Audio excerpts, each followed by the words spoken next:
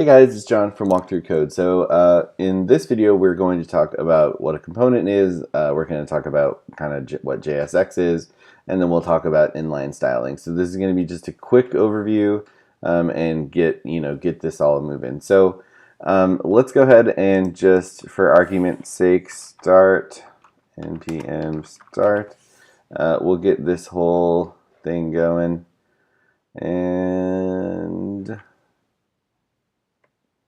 boom. Cool. Okay. Let's just start. We'll make that a little smaller and such. Okay. Anyway, so let's just make some changes and show. So one of the really cool things about the way that the Create React app thing is built and how it's used is that it makes it just automatically updates with any changes you make. So we could say welcome to intro to React, right? And we save this, and then we can see over here it just refreshes for us and it reflects the changes, which is great. That's just kind of, that's the way that the setup works. It's really useful. We can go in here into app.css if we want, and we could go here and make the app, I don't know, app logo. Let's make it, I don't know, 200 pixels tall or something, and then we save that and we see, okay, great, so now it automatically reflects, right? That's really cool. The JSX is normally you trying to return HTML in a JavaScript file is like, what? That doesn't, it's weird, right? But what JSX does is this is compiled down to plain JavaScript, and basically it just creates elements, adds attributes, and does stuff like that. So it really, in my opinion, some people really don't like JSX. I really like JSX. It just makes it so much easier to read, and it's simple, but not not I don't know. It's great. Whatever. Anyway.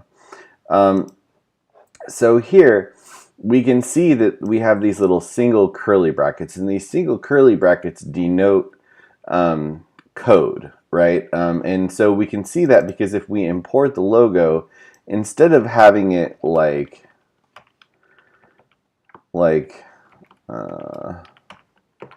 this, right? It's not like this, because this is just a plain string, and that would not reflect this. However, if we wrap that in curly brackets, if we wrap that in just curly brackets instead of, if we wrap that in curly brackets instead of, quotes, it takes it from being just a string to a variable, and that variable contains, it contains the URL for this. Which is super useful. So yeah, that's essentially it for JSX. It's really straightforward, and you'll really see it come out as we code more. But that's just kind of a super overview of what JSX is. And the last thing is inline styling. One thing that we can do, again, not everybody is into this, is we can create something called style. And again, there's a bunch of different ways to do this, but we can go in here and we can call this styles. And then inside of the render function, we can say, or render method, I should say, var you know what? Let's keep with ES6. We'll say let styles equals, and then we'll create an object, and we'll say, I don't know, font size is, I don't know, 80 pixels or something. And then we'll save this. And now it gets super big, right?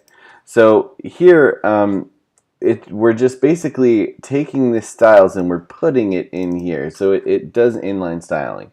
Obviously, the nice part about that is that it's kind of scoped styles in that way, which in my opinion is pretty cool. I like to be able to do that, which is why I also like Vue or Vue.js. So